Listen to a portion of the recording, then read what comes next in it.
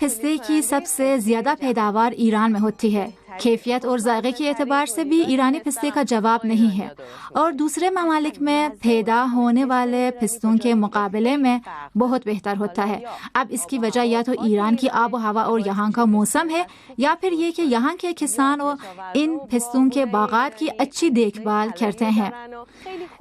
اس کی اصل وجہ جاننے کے لیے ایمان زمانی دامغان گئے ہیں تاکہ وہاں جا کر پستوں کے باغات دیکھیں۔ رفت به دامغان و سری زد به باغ‌های پسته اونجا۔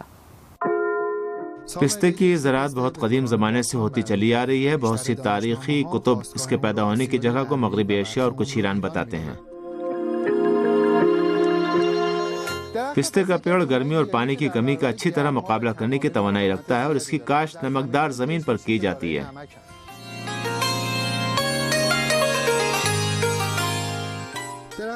در حقیقت پستے کے دو پیڑ ہوتے ہیں، ایک پیڑ پر نر پھول آتے ہیں اور دوسرے پر مادہ۔ نر اور مادہ پھول پتیوں کے بغیر خوشوں کی شکل میں ہوتے ہیں۔ پستے کی پیداوار کے لیے نر اور مادہ پیڑوں کے درمیان لقاح کا عمل انجام پاتا ہے، اسی لیے ہر 25 مادہ پیڑوں کے لیے ایک نر پیڑ بویا جاتا ہے۔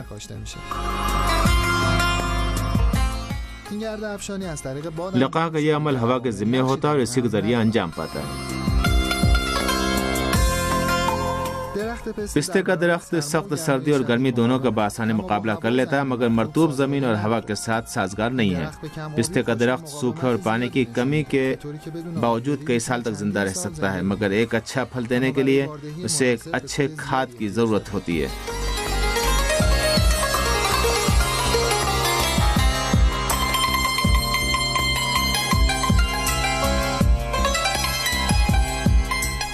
پستے کے درخت کو بڑھنے کے لیے کافی وقت درکار ہوتا ہے۔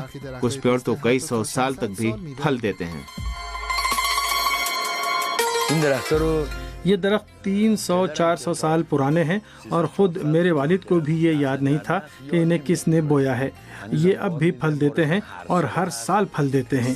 اب چونکہ اس علاقے کے پستوں میں کیڑا نہیں لگتا، اس لیے ہم کسی قسم کی دوا کا بھی استعمال نہیں کرتے۔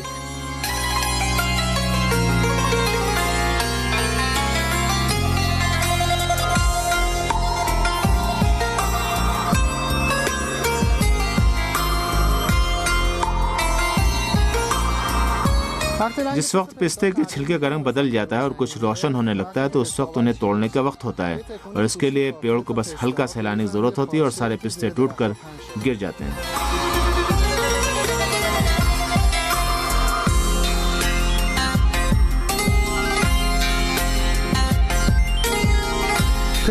پستوں کو توڑ لے جانے کے بعد جلدی ان کے اوپری نرم چھلکے کو فوراً اتارنے کی ضرورت ہوتی ہے تاکہ اس کے سخت چھلکے کا رنگ بالکل صاف رہے۔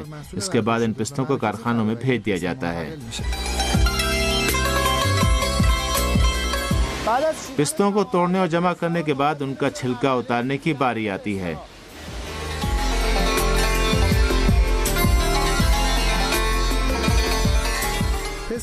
پستے ایک چلتی ہوئی بیلٹ کے ذریعے چھیلنے والی ایک مشین کی طرف لے جائے جاتے ہیں، جہاں 3 مرحلوں کے بعد اوپری نرم چھلکا اس کے سخت چھلکے کے اوپر سے اتر جاتا ہے۔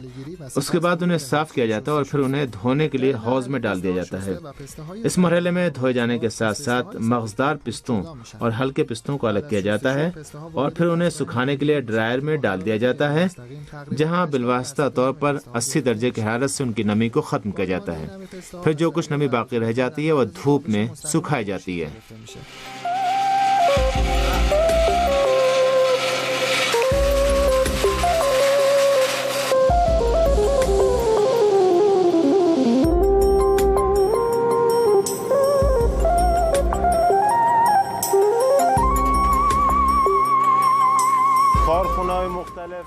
ہر کارخانے میں کام کا اپنا الگ وقت ہوتا ہے۔ اس سال ہم نے اس طرح کام کیا کہ جولائی میں شروعات کر کے ستمبر تک اپنا سارا کام سمیٹ لیا۔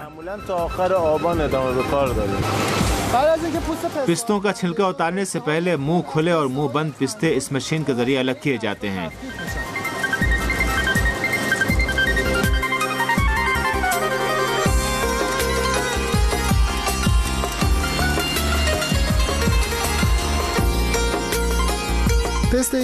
ایران میں پستے کا استعمال اچھا خاصا ہے۔ اس کی تاثیر گرم اور خشک ہوتی ہے۔ پستے میں کافی مقدار میں پروٹین، نشاستہ اور پوٹیشیم اور میگنیشیم جیسا معدنی مادہ ہوتا ہے۔ اس کے علاوہ پستے میں موجود آئرن اور کیلشیم دانتوں اور ہڈیوں کے استحکام کا سبب بنتے ہیں۔ پستہ کھانے سے یادداشت اور دماغ بھی تیز ہوتا ہے۔ لیکن اگر ہم ڈائٹنگ پر ہیں یا اپنے موٹاپے کو لے کر فکر مند ہیں تو پستہ کھانے میں ذرا اعتدال سے کام لینا چاہیے، کیونکہ پستے سے آدمی موٹا ہوتا ہے۔